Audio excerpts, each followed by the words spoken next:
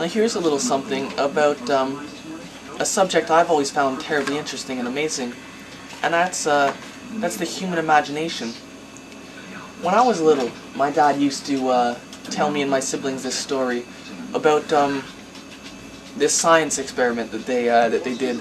Not that he did, but that he read about, or something like that. And essentially what they did is they took 10 people and lined them up in a room together, and they took a bunch of burning hot needles and touched the people's fingers with them. And obviously when you touch someone's finger with a hot needle, it makes a blister. So they took the first person and touched his finger with the hot needle. He got a blister and it hurt. Touched the second person, he got a blister and it hurt.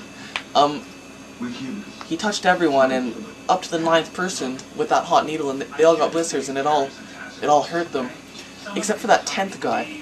The 10th guy, they touched him with a cold needle. They told him it was hot, but they touched him with a cold one, and he still felt pain. It still hurt him, and that just goes to show us how powerful our minds are. They really change the way we perceive the world. It's our imagination. And I find that this applies to magic, where essentially spectators know we're doing just complicated sleight of hand. We're doing things to make those two cards change places and stuff like that. But they still suspend that for a second. And they still, thanks to our presentation, believe in magic for a little while. And so if you'll bear with me for a second, here's a little experiment in imagination. Now we know where we stand. Now, I'm going to use a few cards rather than, well, 10 people, because I'm kind of just here in my basement. So I don't exactly have 10 people at my beck and call. So I'm going to use, actually 8 cards. We'll use those 4 that I've already put on the table, plus these 4. And what they actually are is I've taken out 4 red spot cards, right?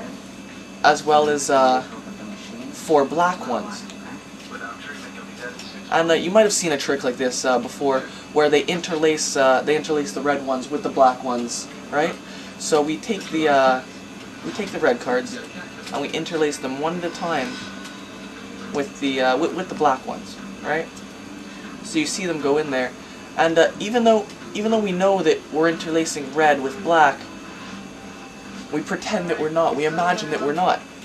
Even though we can see that we're interlacing red with black, we pretend that we're not.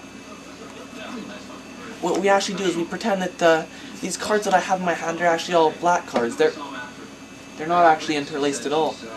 And well, if we picture that these 4 cards are black hard enough, we actually imagine something that comes true. We imagine that these are now all really black. However, if you think about this hard enough, you'll realize that if those are black, then these must be red.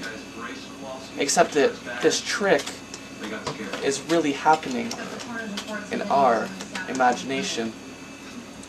None of this actually happened at all. I hope you enjoyed that. Have a good one.